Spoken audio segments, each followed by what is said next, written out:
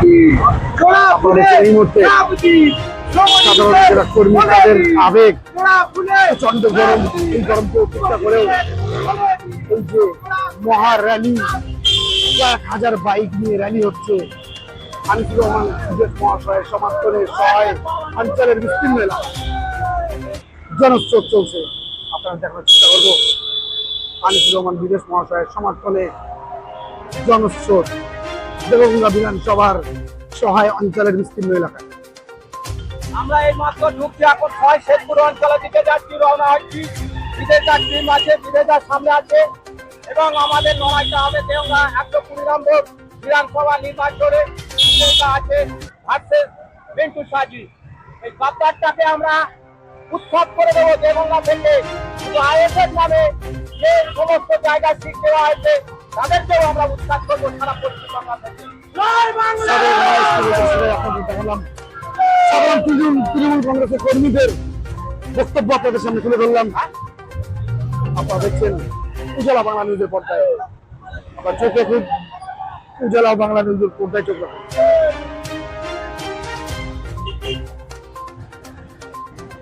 জনস্রোত, জনপ্লাবন, তৃণমূল কংগ্রেসের কর্মী সমর্থকদের আবেগ ও উদ্দীপনা। কি বলবেন বিদেশকে নিয়ে? কি বলবেন দাদা বিদেশকে নিয়ে? আজকে যে জনস্রোত, আচ্ছা এটা কি বিজয় মিছিলে কিছু ট্রেলার? আমরা জানি আসার আগে তার আগে আমরা একটা পরীক্ষা করে দেখিয়ে দিতে চাইছি আইএসএফকে। আইএসএফ আগে না বিএনপি অর্থাৎ মমতা ব্যানার্জির দল আগে। আপনারা দেখানোর চেষ্টা করবো যে তৃণমূল কংগ্রেসের কর্মী সমর্থকদের যে আবেগ, তাদের বক্তব্য আপনাদের সামনে তুলে ধরলাম। আপনারা চোখ রাখুন উজালা বাংলা নিউজের পর্দায়। আপনারা দেখছেন এই মুহূর্তে জনপ্লাবন, জনস্রোত দেবগঙ্গা বিধানসভার সহায় অঞ্চলের বিস্তীর্ণ এলাকায়। এই মুহূর্তে মিছিলটি সহায় শেখপুর অঞ্চলের দিকে ঢুকছে। সহায় শেখপুর যে অঞ্চল, সেই অঞ্চলের দিকে এই মুহূর্তে মিছিল।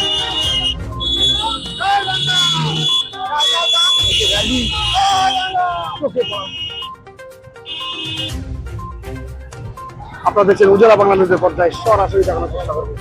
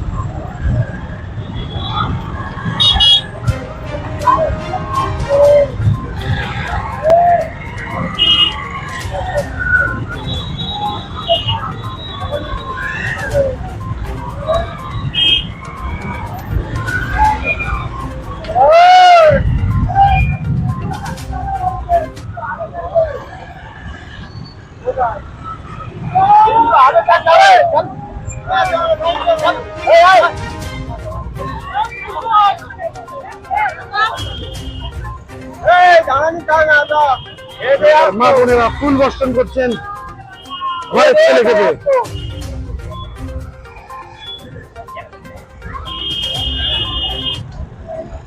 আপনাদের চিত্র দেখানোর চেষ্টা করবো।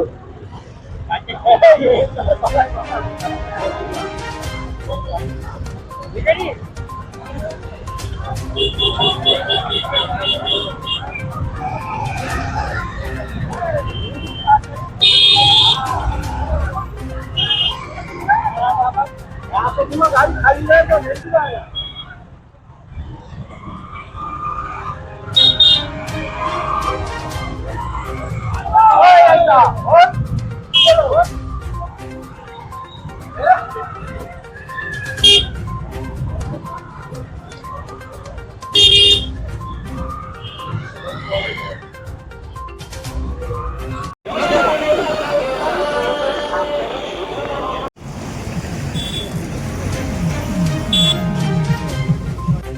এর সোহাই গ্রাম পঞ্চায়েত এলাকায় প্রচার করলে কেমন সারা হবে? সোহাইয়ের সাড়া কেমন হয়েছে? আমার যে পোস্ট হয়েছে, এই লাইভের পোস্টে আইএসএফ এর কিছু বন্ধুরা কমেন্ট করেছে, লিখছে যে সারা বিধানসভা জুড়ে 3000 বাইক। মানে এটা বুঝতে পারছে যে ওরা যে 3000 প্লাস বাইক ছিল, যেখানে মানুষ যা ছিল 3000 প্লাস বাইক ছিল শুধু, এবং পুরোটাই কোনো ভাড়াটিয়া দিয়ে নাই, ওই ওদের মতো সমস্ত বিধানসভার লোক নেই না, শুধু সোহাইয়ের মানুষ। আমি নিজে জানতাম না যে সোহাইয়ের মানুষ আমায় এতটা ভালো।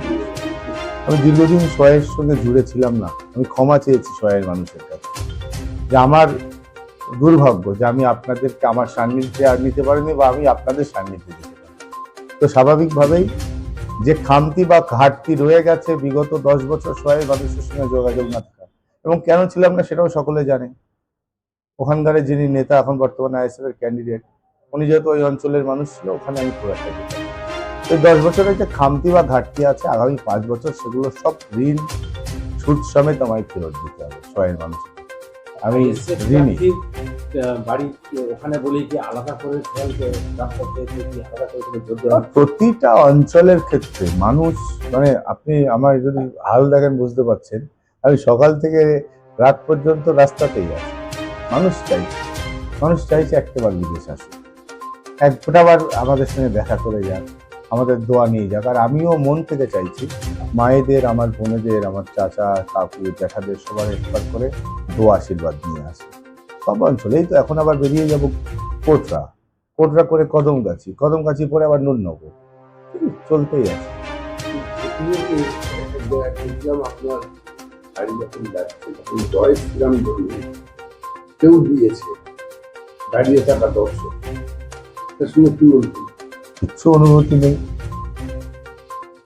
ওখানে সম্ভবত কোনো পুজো পার্বণ চলছিল শ্বেতপুর সেকশনে, অবশ্যই কোনো অসুবিধা নেই।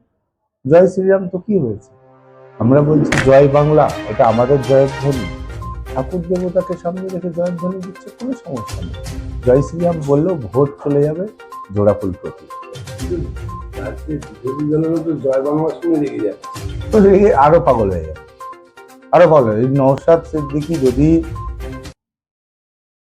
নন্দীগ্রামে গোজ প্রার্থী আইএসএফ কে না গুজে দিত, এই বিরোধী দলনেতা ঘুম খাওয়া সব চলে যায়।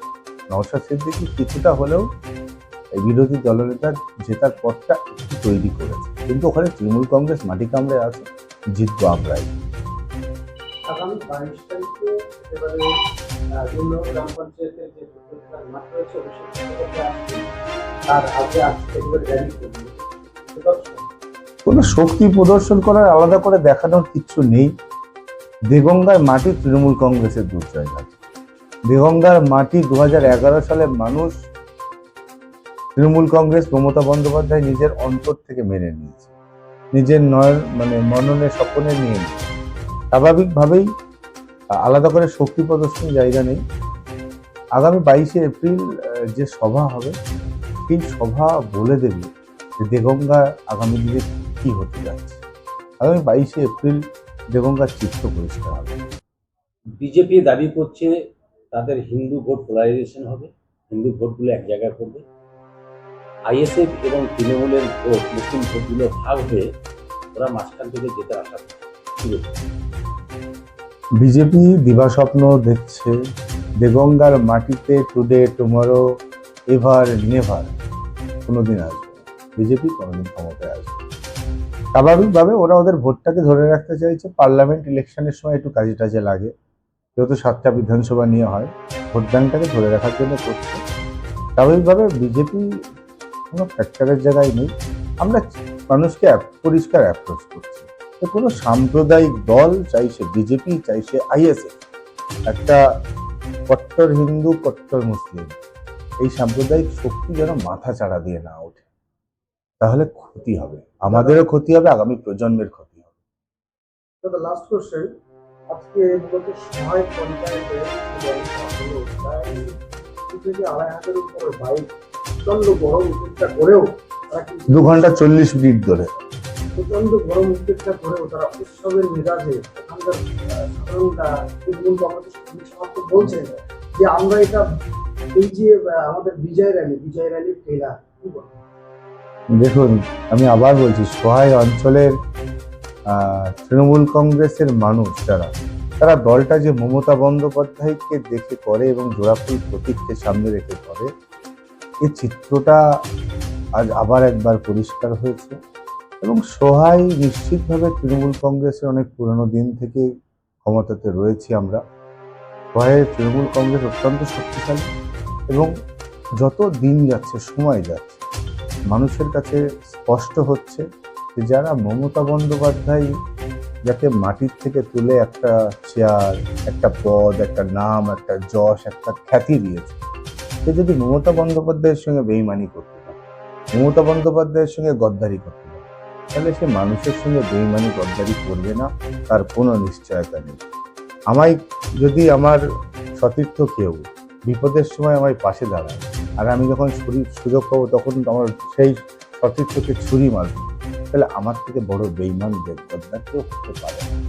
এই কাজটা মানুষ দেখেছে, সেই জন্য মানুষ ওকে প্রত্যাখ্যানের সময়ের অপেক্ষা।